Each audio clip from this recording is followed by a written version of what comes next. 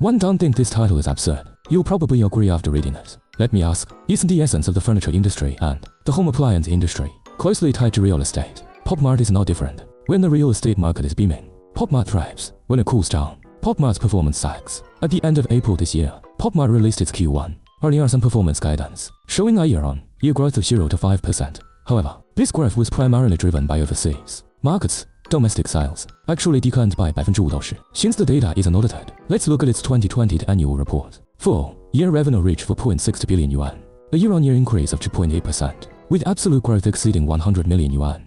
Overseas markets contributed over 300 million yuan in incremental revenue, while domestic revenue declined. Across all channels, offline stores, e-commerce, and wholesale all saw negative growth. The only highlight was the MEGA PREMIUM line launched in 2021, which contributed 470 million yuan in revenue.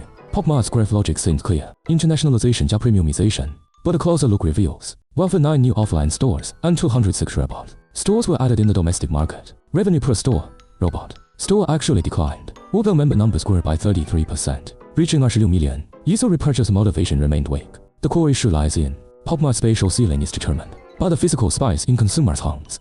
Why is Pop Mart constrained by real estate? The essence of blind boxes is a spatial tax. Consumers buy impulsively, but upon returning home, find their cabinets full, forcing them to resell second-hand items, not for speculation, but purely due to lack of space. Revenue from stores in first-tier cities, opening parenthesis e.g. Beijing, Shanghai, Guangzhou, declined, while revenue in third and fourth-tier cities grew, confirming that housing area determines consumption potential. Comparing to other collectibles, HI sneakers, mitai, high unit prices, and strong purchasing power among their audiences mean no space concerns. Ultraman cards, stamps, small size allows for dense storage. Virtual games, no physical constraints. Only Pop Mart requires physical space for storage, like scarcity premium, due to low hidden addition ratio, and ultimately becomes a space occupying consumer product. So, Pop Mart's attempts to break through, reducing product size, launching the Mobbing series, but smaller sizes still require stocking. Partnering with RIPS, for example, Labubu has increased its PREMIUM through artistic value, with individual pieces auctioned for over 1 million yuan.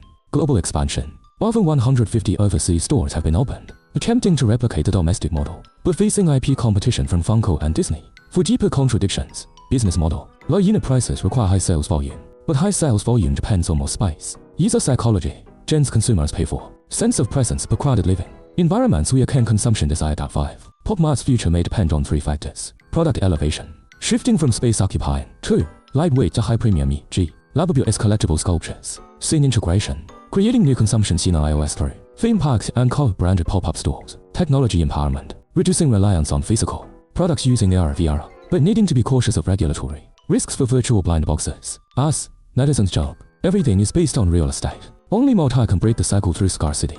If Pop Mart wants to break through its ceiling, it must either get users to live in larger homes or make itself larger.